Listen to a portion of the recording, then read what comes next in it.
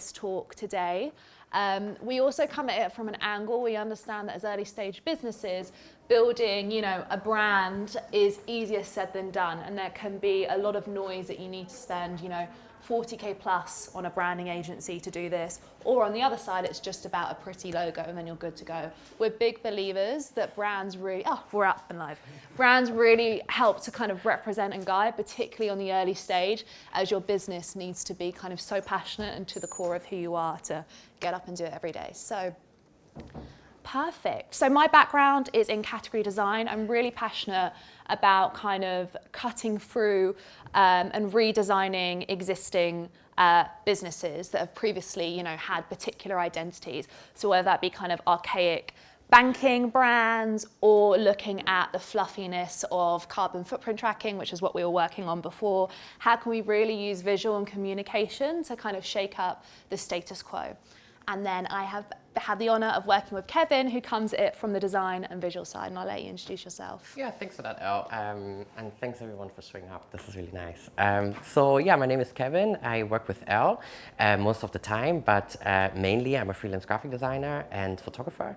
And we've teamed up on many projects over the years. Can't wait to show you a few of the insights that we've learned over the time by branding businesses in that space. So I think without further ado, let's get started. Okay, I'll click for you. Okay, so what do we mean when we talk about branding? Out of interest, who here has a business, is starting a business, is refreshing their brand at the moment? Pretty much everybody. I mean, Algorand's perfect example that it's an ever-going journey. So, moving on. Kevin, what do we talk about when we talk about branding? I think most of the time people have this conception that branding is the visuals, it's the colors, it's the logo, kind of everything that you can see. But nonetheless, branding actually encompasses many different little building blocks. And the sooner you start to realize that and put them in the right order, the better it is, so you can take control of your brand before it controls you. Sorry, I'm stealing that from you. So I'll quickly go through these just briefly. So the first one is the strategy. You want to make sure that your brand is aligned with your business strategy from the get-go, so it can really work hard for you and the hardest, and it's automatically aligned with the strategic goals that you have and your business goals overall, and obviously your product, etc. The next part is more the communication side. So you have your mission, your vision, your tone of voice, how do you speak, just like a normal person basically. The visual identity is what I just said before. So obviously that's part of the whole thing just as much. So that's your colors, your logo, your visual language overall. And then you have these two bits, and we'll focus on them as well today. It's the activation. So what kind of brand touch points do you create? Where do you go? How do you show up to an event like today? If you have a fair stand, for example, what does that look like, and how can you use it to elevate all of these different elements that you have? And the last part is the amplification. So this is where marketing comes in. When you have all of your tone of voice, you have your colors, everything is ready, then you're ready to launch it and push it and scream about it as loud as you can. The next slide is a little bit of a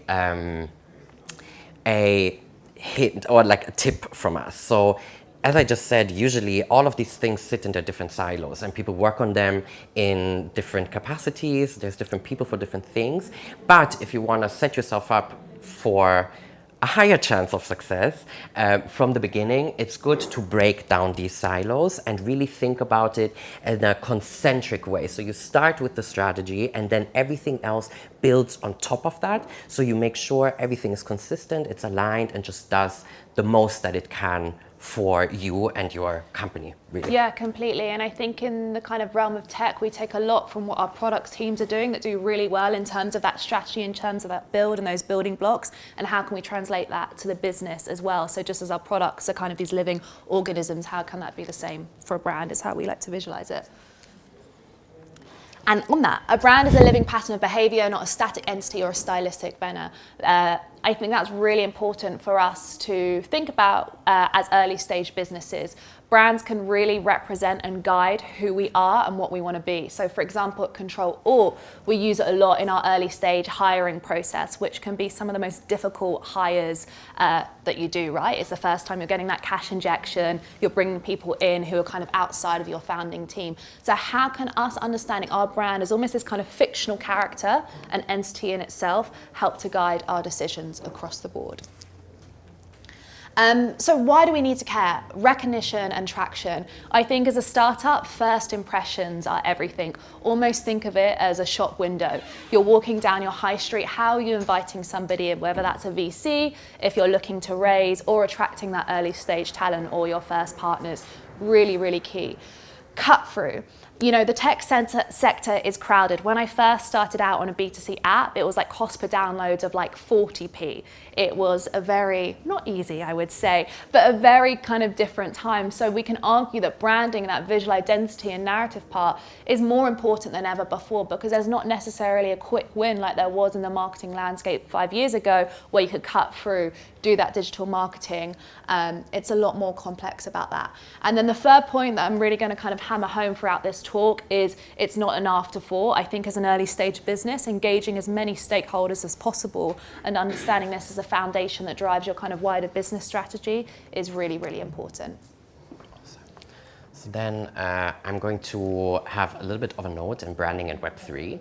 So obviously the purpose of this talk is more to start at the beginning. So how do you start? How do you set everything up? And we'll get to that. Nonetheless, I think it's good to have a quick glance at sort of where we are with the technology and what brands are doing to leverage it to kind of present themselves within that space. Obviously, we all know kind of where it started. You know, we have the crypto bro, and I feel like ultimately that has led to hijacking almost a really useful technology in an entire sector, but kind of reducing it down to a cliche, let's say, or to like a certain type or area within that. Nonetheless, we do see larger brands, for example, like Adidas, trying to make headway within that space. The Bored Ape Yacht Club, I mean, it's a phenomenon kind of post-lockdown within there. All of these collectible NFTs. But you can see that sort of heritage brands are trying to enter the space in sometimes more, sometimes less meaningful ways. Nonetheless, it's kind of important to have in there. What's obviously the most interesting part about Web3 is the technology. And there are certain brands that do find interesting ways of really leveraging that and sort of fusing two worlds together. One example is the Nike Crypto Kick, where in 2019 they've launched they've patented basically a way to connect your real life physical shoe with a digital twin that you can then upgrade. You can create these skins for it. This is supposed to be a video. Unfortunately, you can't see it, but if you look here, you can a little bit. So basically, you can change, trade, sell, customize these skins, and it's an interesting way to use it. I think summarizing what's the brands that will succeed within that space are the ones that create the most meaningful change. I think at the beginning, we're still a little bit more in the experimenting phase. It's kind of like the .com, you know, like back when. Nonetheless, the ones that will succeed are the ones that create meaningful products, experiences, maybe mixed reality situations for the users and the clients. So this is sort of the takeaway from that, especially within evolving technology. So, I mean, we all have our thoughts, I guess, about the metaverse, but nonetheless, technology, also hardware is evolving, and I guess it will be, up to the ones that find great ideas, great creativity, and really leverage that to tell their brand story, again, in consistency with what else they kind of represent. But now, to the actual showstopper. Okay, so I think in this section it'd be really good to kind of go back to the kind of crypto bro, all jokes aside, and look at kind of how that really became a moment in popular culture, both kind of intentionally controlled, but also controlled by kind of wider society and public conversation as well. So I think it's a real challenging one, right? But it's something to really be aware of, because just as we can give this talk about everything that we can do to own and practice our brand, as we grow and evolve and hopefully get lots of traction, you know, our brands take on a life of their own, both great, but also sometimes some real challenges to that in terms of who we invite into our shop, if we think about it like that, and who then goes out into the world and articulates who we are. So, you know, how can we really be aware of that and make sure we don't fit into that silo as well? Just because that is happening in our sector or a, you know, complementary sector to us doesn't mean that we have to jump onto that, which is where we lead on to the being aware of blanding, Kevin. Yeah, so basically blanding is what happens when everyone does the same. I think we've seen this time and time again across different sectors. Here you can, this one. You can see it in obviously tech, in the tech sector, you know, everything literally blands. The reason why a lot of these brands choose to go very minimal is because they hope that it reduces them down to the functionality of their product and of their service, and to remove sort of any ornament that could distract from that. And whilst the product might be extremely strong, minimal, sophisticated, the branding sometimes doesn't, because what does it do? They only reduce it to kind of a mere shell, but you don't feel any kind of soul. And you can see this across sectors, even in the, oh my God, the wrong one. Even keep clicking here. So even in fashion, you can see the same thing ringing true. And it's just something to look out for, not because everyone is doing it means it's the right thing, and you might actually not stand out in all, but yeah, just kind of get lost in translation a little bit. So this one is from my old boss at Base Design, which is a great design company in Brussels and New York. They're around the world. And he said this: if you have to tell people you're innovative or disruptive or forward thinking, you aren't. This is a very strong statement. I won't lie, he's French too. But you do have... Direct. Sorry. Nonetheless, there's a pinch of truth in that. Because if your actions as a brand do not reflect what you write on your own flag, then there's a disconnect. The disconnect causes suspicion, causes lack of trust, all of these kind of things. So I think before stressing too much about saying all these things and looking like you do them, just go out and do them properly. I think another kind of key point to know, you know, is that just because your brand is B2C doesn't mean that you have to play the game in a certain way, nor B2B. And I think B2B in particular can be seen as really boring. Why on earth do we need branding? We're talking about commercial contracts here. I don't know, in the context of fintech and the space we're in, we're going after the banks. We don't need that. I think absolutely not. There's lessons to be learned from both. You know, on the B2C side, we see a kind of lot of patronization in the language, in the tone, this very kind of childlike, sometimes look and feel, and particularly I speak to that in the fintech space. At least on the B2B side, really kind of corporate, boring, trying to almost match those that perhaps you're going after in that perception. If we look at a case study of, you know, going after a traditional bank, so to speak. So I think there's lessons that can really be learned from both. And at the end of it, it is both very much people at the end that we are speaking to and communicating with. So, you know, in saying that, how can you take ownership of your brand and maximize its full potential? So the trust deficit that we have just spoken to, we're now going to bring that to life and talk about some really exciting case studies and some pragmatic advice moving forward. So basically, what we mean with the trust deficit is that it often, from experience, sits sort of at the heart of what people are struggling with when they're building a company. Often that has something to do with the lack of transparency. It has something to do with there being a little bit of suspicion whether the brand experience is not cohesive, whether the product is not really right, or whether I just don't really know what I'm looking at. And that tiny seed of suspicion is really hard to get rid of. So if we look at, and again, I will hold up my laptop here just so you get a little bit of a moving image as well. If we look at the iconic Apple ad here at 1984, literally 40 years ago, you know, we know that the perception of the company itself, but also tech as a sector, saw themselves in an extremely different way. It was the liberator. It was literally the Olympic athlete that comes to kind of take down patriarchy and change everything for us. If we fast forward 40 years to 2024, I don't know who has seen the recent iPad crash advertising, where basically you have this setting of all of the beautiful things that make the human experience unique, which is art, music, culture, and this gigantic whatever the machine is just comes and squishes and presses it down, and then at the end you have an iPad. So while I do sort of understand where they were coming from, what they tried to show, like, look, we can do all of these things, the backlash was incredible. The backlash was like, okay, so AI is going to take everything, technology is going to take everything that makes life worth living. So again, there's something to look out for in the messages that you put out there, just to make sure you don't lose your audience before you have it, and to really make sure you communicate trust.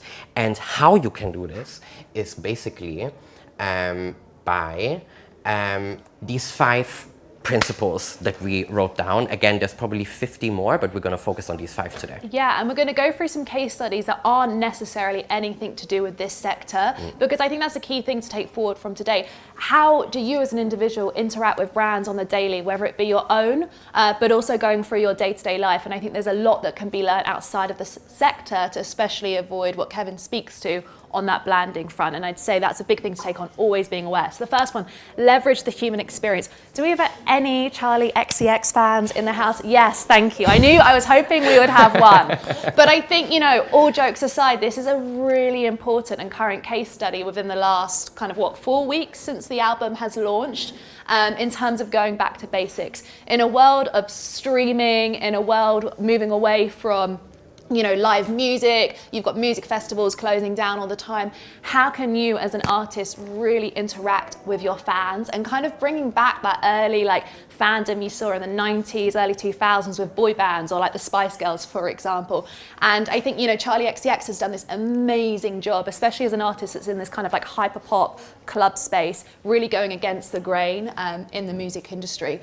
Another key note is owning that green. This acid green is absolutely everywhere, and in the last few weeks has become this kind of meme in itself. And that's a kind of key moment in time. Obviously, multi-millions, massive kind of record companies behind this, but it's still clever, and there's still a lot of learnings here that can be taken forward. And what was interesting about this one is that she released it in a open to use platform. So Yes. she invited everyone to create their own memes, to interact, to really interpret her brand in their own way. And that's why it had this cultural moment. It went everywhere, not just because of the color, but just because it was an open tool to use. So again, if we translate this to technology, what the answer to that looks like, who knows? But it is an interesting way to look at other references like this one, and what could that look like within your industries or wherever else. So this is the... Yeah, and the next one is communicating transparency is really, really important. So what does that mean? And again, to bring this back, that it's not about, logos or being trust us, we're amazing, we're great, backed by X, Y, and Z. How can you really weave that into yourself as an organization? So an interesting example is building in public has become massive the last few years. So people communicating, especially early stage businesses, where they are monthly, updating on LinkedIn, right down to salary transparency on their site. And I think that's really interesting as we try and attract talent more so and more so. People want to perhaps purchase from your organization, but also want to know what you're doing beyond that. The two don't sit in silo. And I think this is also a great example. Again, do better, don't just say better. I think, again, I don't 100% know if I love this example specifically, but it does illustrate the point here. Everyone is kind of publicly sharing their carbon footprints. It's the economy, it's like a carbon tracking situation.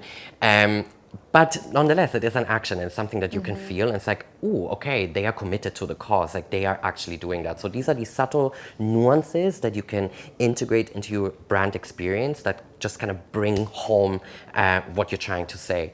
And this also goes for our next point. So speak and act like a real person. I think often there's this conception within brands, especially in the B2B space or in some kind of sometimes sterile spaces, let's say, that you also sound like it and you look like it, and you forget, to your point, you're talking to people at the end of the day. Of course, there's nuances, you need to find kind of your point on the spectrum, but nonetheless, it's a person opposite you. And I think what company does this great is Notion, for example.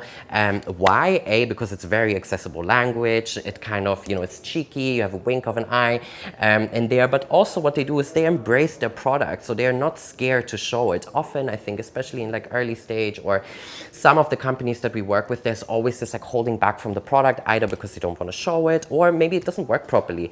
But nonetheless, if you manage to find ways to put your product into your communications and directly show people this is the problem that we're solving for you, and we're being nice about it, we're being funny about it, and we communicate like a normal person, can go an incredibly long way. Again, not all of these are accessible at every stage of your brand journey, but nonetheless, thinking like that about your communication, whether that's a LinkedIn post, an Instagram post, or it's the CTA on your website, you can infuse the sense of, okay, this is a person, they get me, they understand me, they're here for me. And I think often we lack this emotionality because we just want it like quick, rational, done, posted online, ready. Nonetheless, there's also a different way. Just one note on this, sorry. You know, Notion's super interesting for two reasons, because it's technically a new category. Like management organizational software is very new, the Mondays.com of the world and so on. And now it's very innate to us. But, you know, a few years ago, we wouldn't have kind of understood this conceptually. What Notion do really well is it's B2B2C. So, you know, they're selling it into the organizations that need to pay for all of their employees to have access. But the end of it is very much a consumer, and I think they really translate that well throughout.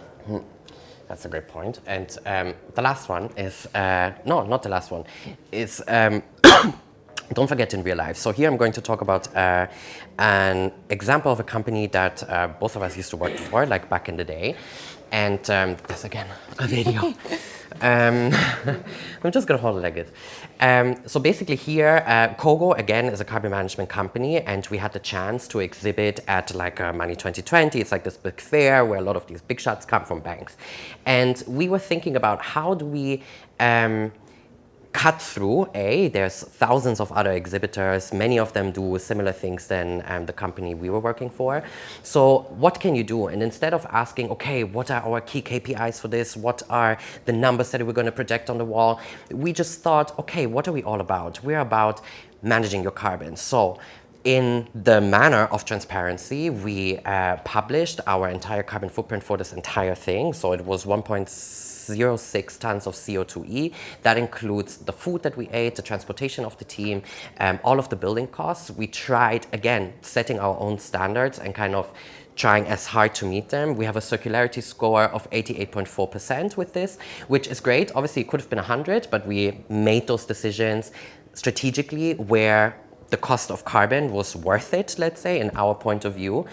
So what we created, and you can probably see it better here, is kind of like an urban garden. You know, we invited people to come in, we invited them to sit down, we brought plants, we brought a gigantic tree, we had bird song play of extinct birds, and all of these little things just created an entirely new experience compared to all of the other people that were there.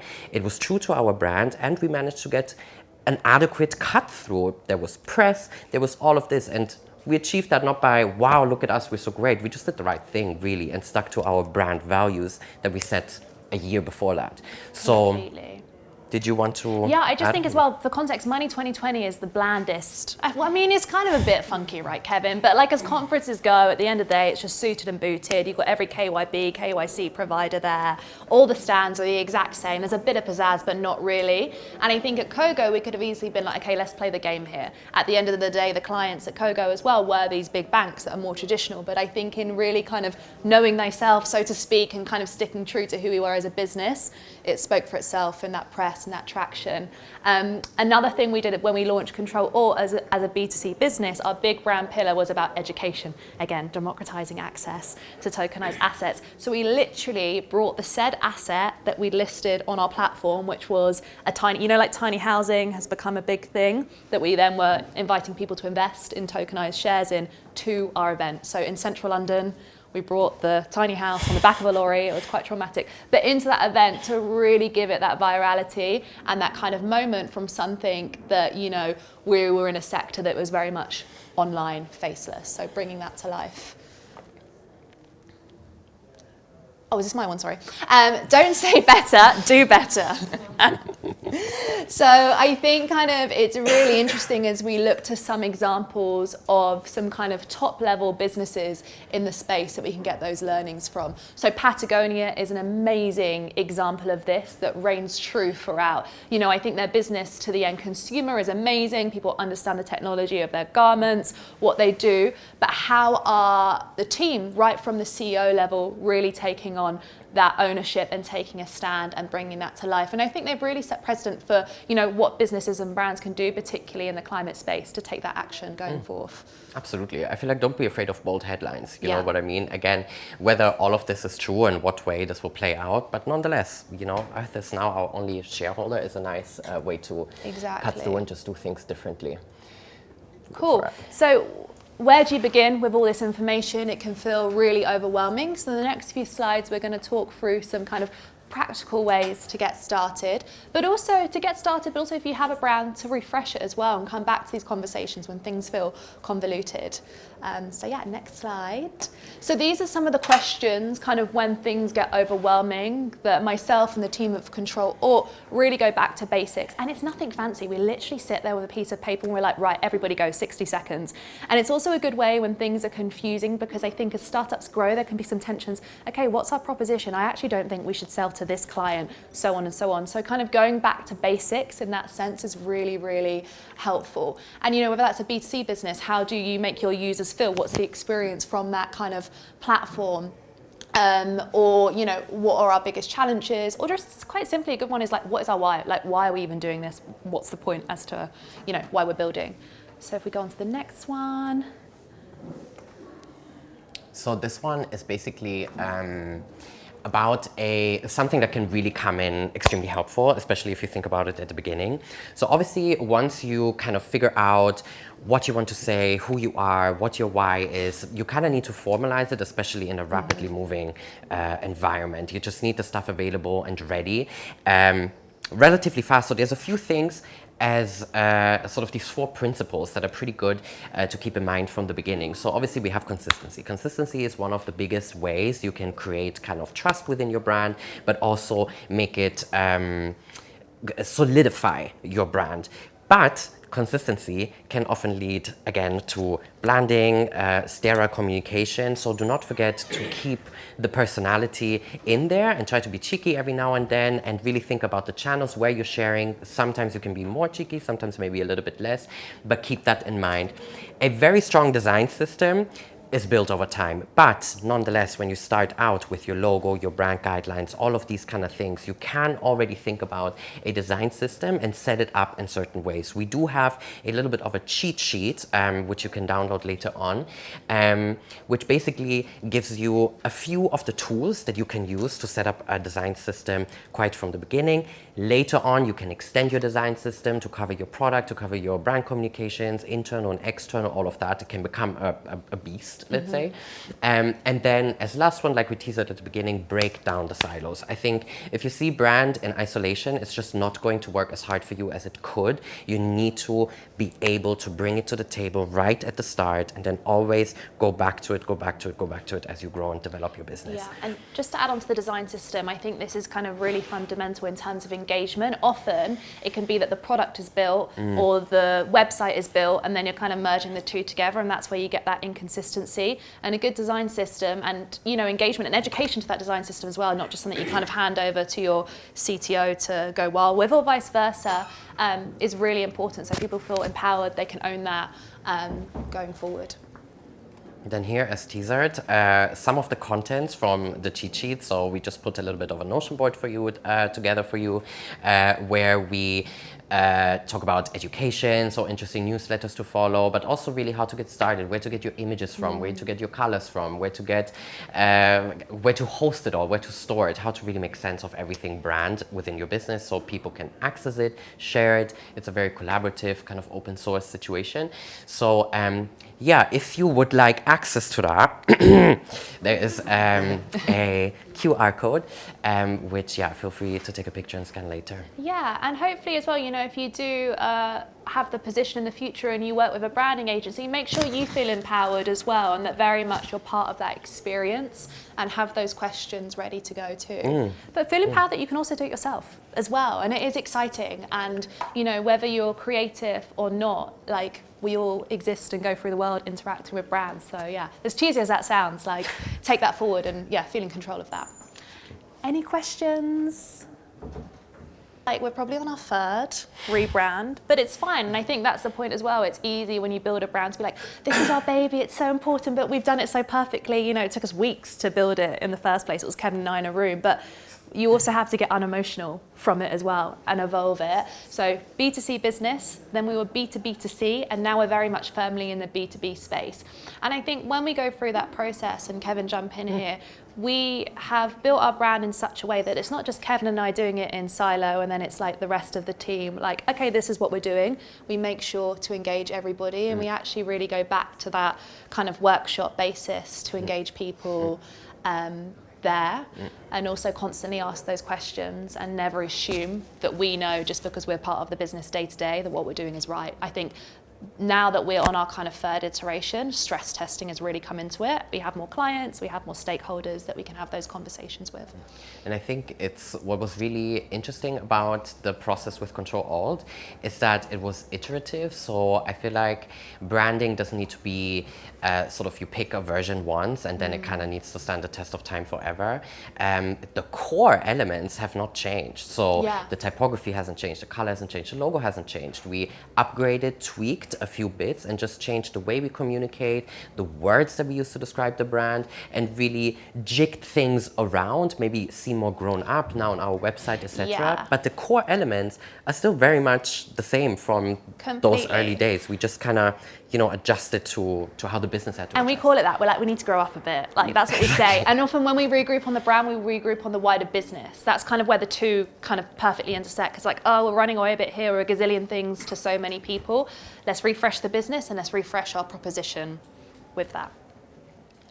So yeah. Any other questions, suggestions? I would just echo that. It was similar from Outbrand. Yeah. People here know Outbrand's been around for 5 years, and we did a brand refresh. We didn't change the logo. There was equity in that logo. We didn't get rid of teal. We just kind of refined things because the brand is growing. But also a lot of the things you talked about are free to do. It's free to like talk to your users and talk to the people you want to be your users about how they perceive your brand and create your tone of voice, and all that stuff is worth spending time on. So I would just echo that. Completely. Awesome. And we're very open. If you have any questions at all, let us know. Kind of the reason Kevin and I came together is because we were so frustrated at our previous company where an agency got involved, and the whole experience was kind of just really patronizing and felt quite reductive. And we were just like, hold on a minute, like, we know the business, like, we think this is right, and we want to be part of that creative process. And so that's how kind of we developed our passion together in doing that. Nice word to end on, I feel like. And that's definitely a question. Thanks, guys. Thanks, guys.